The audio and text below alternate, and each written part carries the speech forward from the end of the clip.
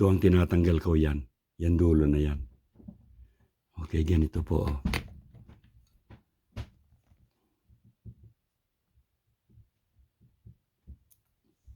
Ganyan po, ayan.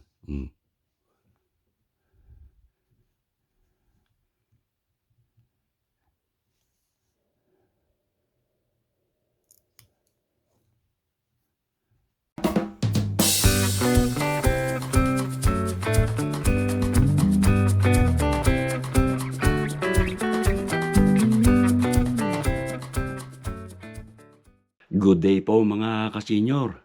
Kumusta na po kayo? Pagpasensyahan na po ninyo ang aking boses ngayon ay medyo malat. Dahil po ilang araw na rin akong may sipon, ubo at saka kaunting lagnat. Mamaya nga pong makapananghali ay meron kaming appointment sa aming family doctor. At yung pong kinukuha na namin ng gamot, yung po bang yung drug store na kinukuha na namin ng gamot, nag-message do sa doktor namin na due na raw yung pagkuha namin ng gamot. Kaya nga po tinawagan kami nung sekretary nung doktor namin at sinabing kailangan na namin kumuha ng aming medication. So, ngayon nga po mga kasenyor, excuse me, ay nandito ako sa aming silong sa basement at tinitignan ko itong aking mga buto na ipinunla. Kuwan lang naman po ito, buto ng ampalaya, 2 klase at saka yung kamatis na malalaki. Yung po bang parang kamatis Tagalog sa atin. Pero dito po iba ang tawag nila, hindi ko na nga po matandaan kung anong klaseng kamatis ito. Ipapakita ko po sa inyo mga kasenyor itong aking mga ibinabad na buto ng ng gulay na itatanim ko sa siguro mga bandang Mayo, kalahatian ng Mayo. So siguro po ay it's about time na magpunla na ako ngayon para kung sakali tubo na sila pagka dumating yung panahon ng taniman dito. At saka nga po pala mga kasenyor, kahapon po ay nag-ayos-ayos ako nitong aking mga halaman. At yung iba kailangan ng ilipat ng malaking lalagyan. Taniman, hindi ko na nga lang po naipakita dahil nga mag-isa ko lang na gumagawa rito sa aking basement. At saka ganon din naman po yung procedure ng paglilipat ko ng mga pananim. Kaya hindi ko na po ibinidyo. So ngayon po ay ipapakita ko sa inyo yung buto ng kamatis na aking ibinabad nung isang araw pa. At saka po yung buto ng ampalaya na yung isa pong klase pinutulan ko na nung dulo, nung sungot nung buto. At yung po namang isa ngayon ko palang puputulan. Ganon daw po kasi ang tamang pagpapatubo ng buto ng ampalaya para mabilis. Yung tatanggalin yung matigas na bahagi ng buto, gugupitin ng punang nail cutter. At ipapakita ko sa inyo kung paano ko ginagawa yon. Yung pong yung unang buto po, yung isang klase, pinutulan ko na yon bago ko ibinabad. Ang napansin ko nga po, malutong at nababalatan pagka nalaki ang aking pagpuputol. So ang ginawa ko, ibinabad ko na yung naputulan ko kasama yung ibang buto na hindi ko pa napuputulan. At ngayon ko nga gagawin yon at ipapakita ko po sa inyo. Tsaka nga po pala, pasensya na po at hindi man lang ako nakapag-ayos ng kwan. Mahaba pa po yung balbas ko at hindi na nga po makapag-ahit. At masama po talaga yung pakiramdam ko nung nakaraang ilang araw. Bali po kasi mahigit 1 linggo na kami mula nung dumating. At ngayon lang kami nagkaroon ng ganitong flu po ang tawag dito. Lagnat na may kasamang ubo at saka sipon. Kami pong mag-anak, pare-parehong meron na. O sige po mga kasenyor, at ipapakita ko na lang sa inyo yung tamang pagpuputol nung buto ng ampalaya para mabilis po silang tumubo. So mga kasenyor, ito po munang buto ng kamatis ang ipapakita ko sa inyo na kinuha ko dun sa aking pinaglalagyan na madilim at saka medyo may init ng kaunti. So, ngayon po at papakita ko sa inyo kung makikita ninyo sa aking camera. So, ayan po yung mga buto. Meron na pong mga kaunting tubo. Kamukha po nito, yan. Meron na po kayong makikita. At saka yung iba, meron na pero kulang pa po yan. Kailangan pa pong mga 2-3 araw pa po siyang ikuan. Ilagay doon sa pinaglalagyan ko. Ayan pa po yung isa, oh. Ayan. Para humaba pa po yung tubo ng buto.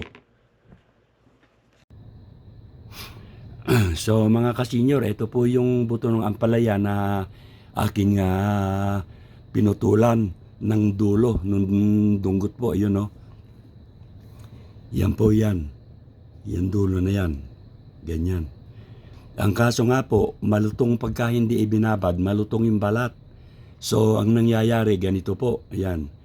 Malaki po ang natatapyas. Ayan po, oh. Ganyan. Pero ito po, naibabad ko na ng 2 araw. Halos, magdadalawang araw na. So, yung iba po, ay meron ng kaunting nakausli. Ayan, oh. Nakatubo. Ayan. Yan. Pero ito po, kailangan pa rin ibabad. Ibabalot ko na lang po dito sa tela at saka ako ibababad.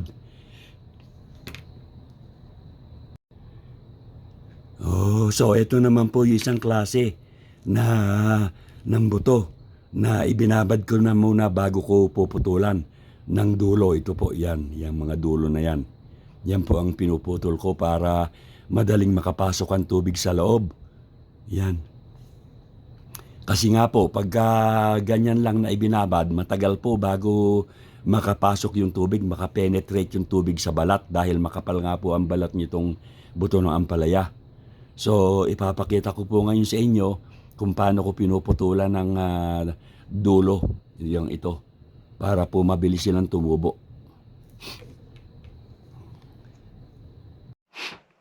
So, ayan nga po mga kasenyor. Umpisahan ko na itong pagpuputol ng aking ng mga buto ko ng ampalaya. So, ito po yung ginagamit kong nail cutter para gupitin yung dulo ng buto. Sige po, at ako'y mag-uumpisa na mga kasenyor. So, ito po mga kasenyor ang pagtatanggal. Yan nga po, ito ang tinatanggal ko yan. Yan dulo na yan. Okay, ganito po, oh.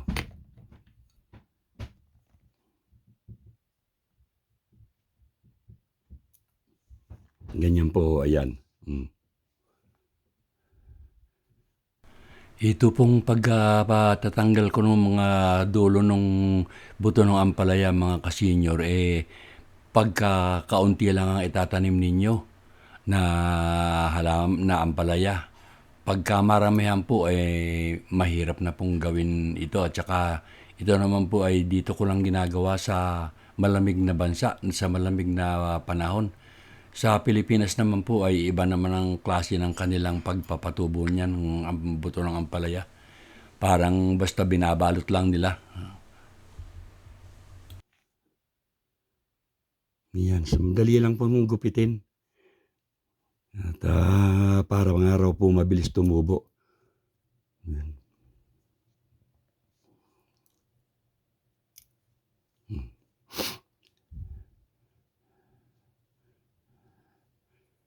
Hindi mo nga lang po makuhaan po yung matuloy yan. Pareho po kasing may tulis, pero ang makikita ninyo yung yung pong mas matulis ang kailangang gupitin.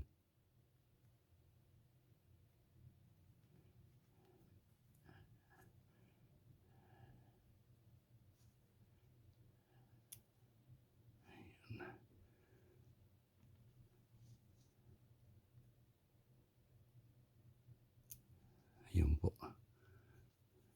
Dito naman po kaya marami akong ipinunla.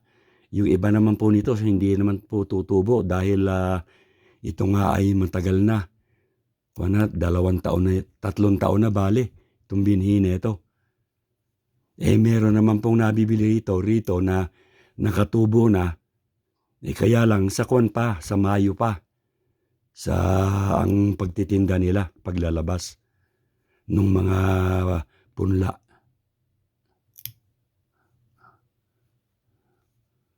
Dito po kung ilan lang ang tumubo.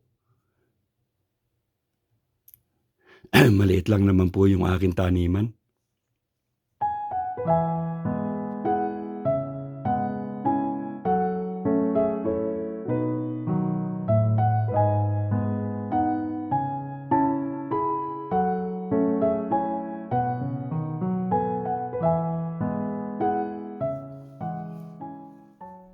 So ayan po, bali naputulan ko na lahat.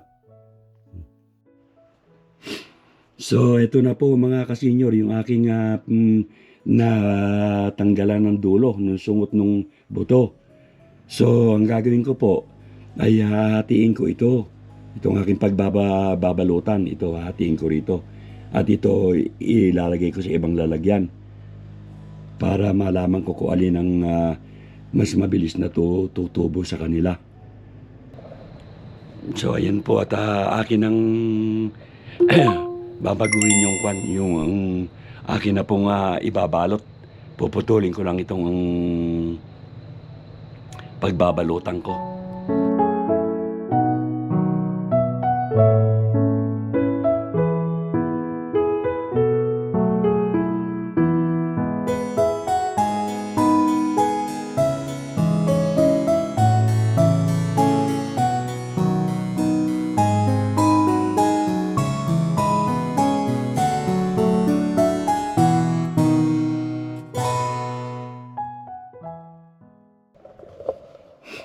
So, ito na po mga kasenyor. At hanap lang po ako ng pagbabalutan na kamukha nito. Plastic. So, ayan mga kasenyor, dito ko ibababad. Dito ko pala babasain. Tsaka ko sila pagsasama-samahin dito. Pati yung buto ng kamatis. So, ayan. So, babasahin ko po muna.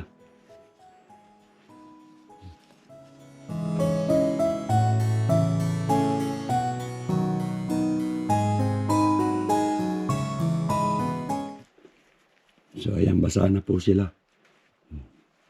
Pinipiga ko po ng kaunti para wag basang-basa.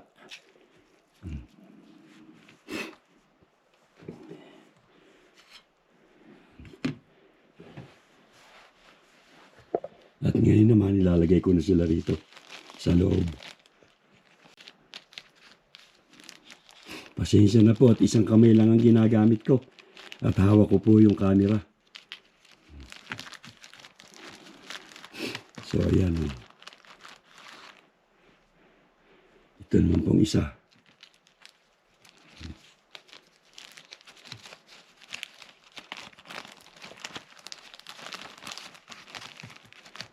Ayan. Ayan na po sila. Ngayon, lalagay ko na po sila doon sa akin lalagyan na madilim at saka medyo mainit. So, ayan na po mga kasenyor. Dito ko na lang sila ilalagay. Tsaka ako tatakpan ito. Ayan o. Para, yan, ganyan. Tsaka ako sila ilalagay ngayon dito sa ibabaw ng aking, grow light. Dahil, ito po ay medyo mainit. Ayan, dito. Diyan o. So, dito ko muna po ilalagay. Bali, ayan. At bibisitahin ko na lang po sila tuwing umaga. Ito naman po yung aking inilipat na halaman. Itong water plant nung ni Mrs. Dito po siya nanggaling sa maliit na ito. Yan, hindi ko na nga po pinakita sa video. Yan. Kahapon ko po yung ginawa. So, ayan po mga kasenyor at i-update ko na lang po kayo sa magiging resulta ng ginawa kong pagpapatubo ng mga buto ng ampalaya at kamatis. At kami naman po ay gagayak na rin at may appointment nga po kami dun sa doktor namin, sa family doctor. So hanggang dito na lang po muna mga kasenyor at marami pong salamat sa pagsama ninyo sa akin sa video na ito. O sige po, babay na po.